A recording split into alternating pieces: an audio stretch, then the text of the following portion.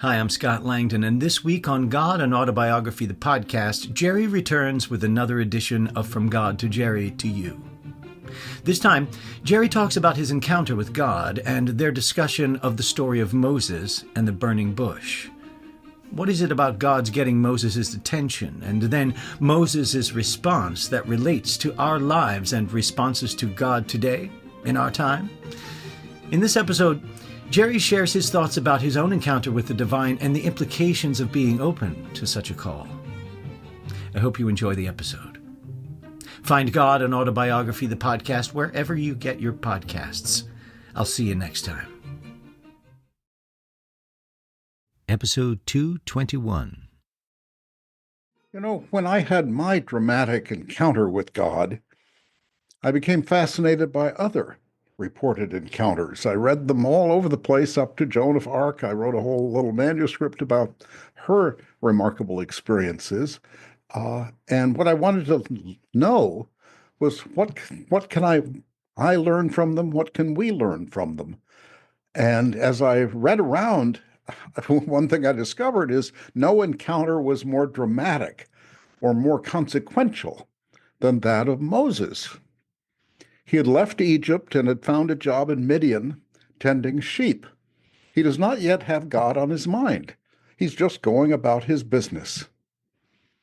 One day, according to Exodus chapter 3, Moses encountered the odd phenomenon of a burning bush.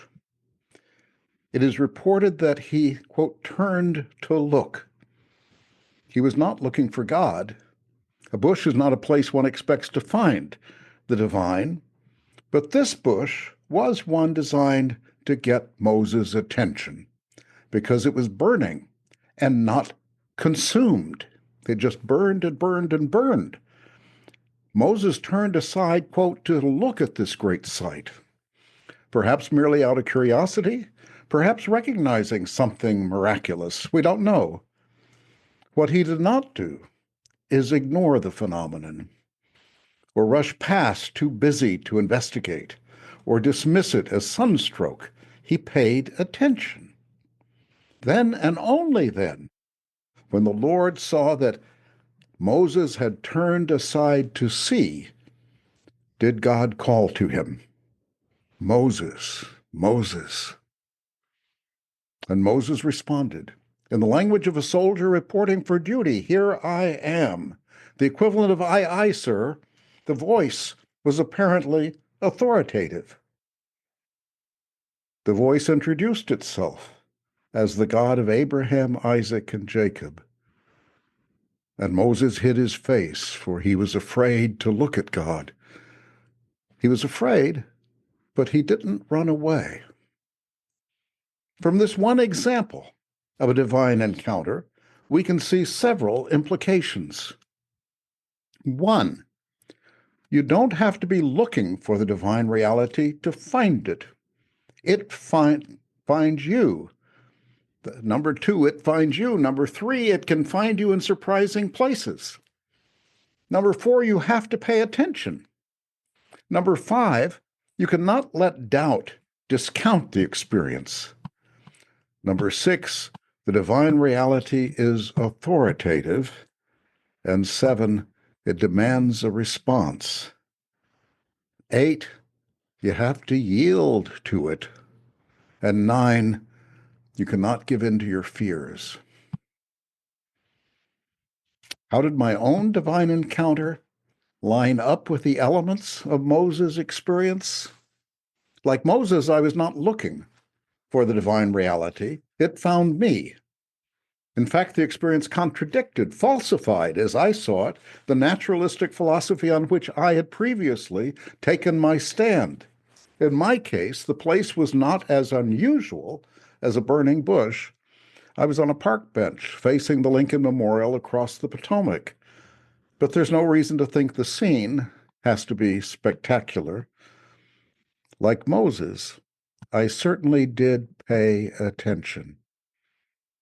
I suppose I would have had every motive to deflect, to block the challenge to my secular worldview. But I did not. I did not let doubt discount the experience.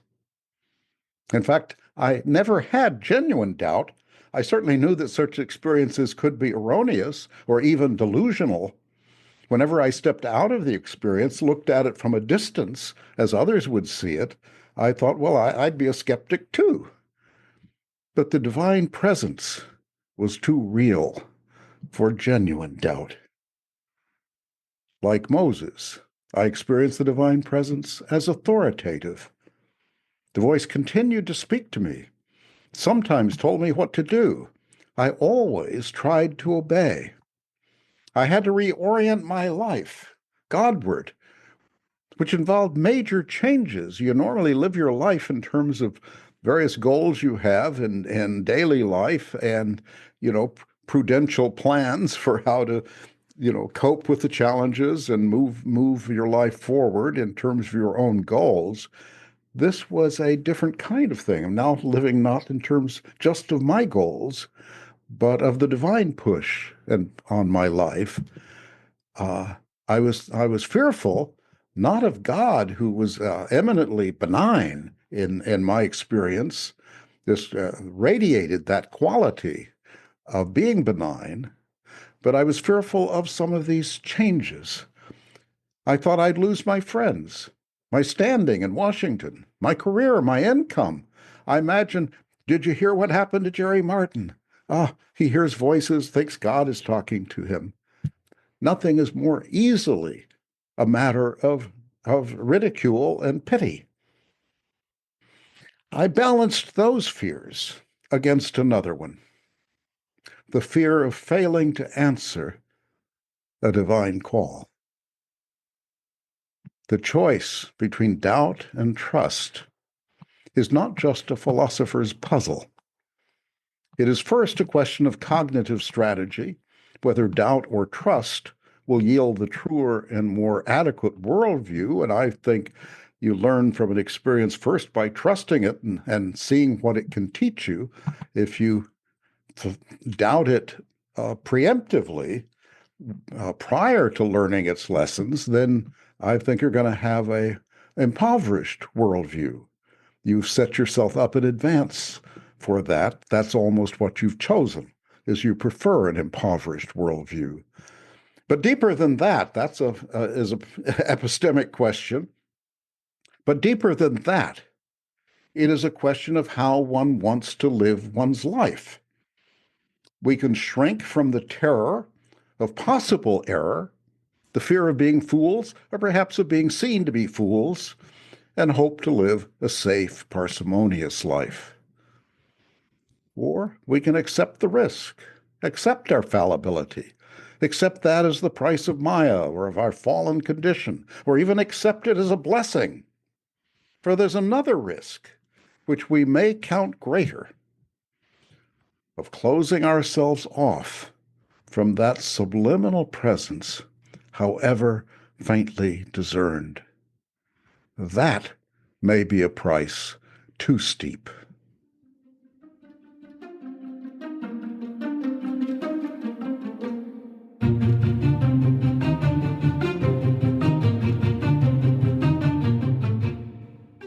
Thank you for listening to God and Autobiography, the podcast. Subscribe for free today wherever you listen to your podcasts and hear a new episode every week. You can hear the complete dramatic adaptation of God and Autobiography as Told to a Philosopher by Jerry L. Martin by beginning with episode 1 of our podcast and listening through its conclusion with episode 44. You can read the original true story in the book from which this podcast is adapted, God and Autobiography as Told to a Philosopher, available now at Amazon.com and always at godandautobiography.com. Pick up your own copy today. If you have any questions about this or any other episode, please email us at questions@godandautobiography.com and experience the world from God's perspective, as it was told to a philosopher. This is Scott Langdon. I'll see you next time.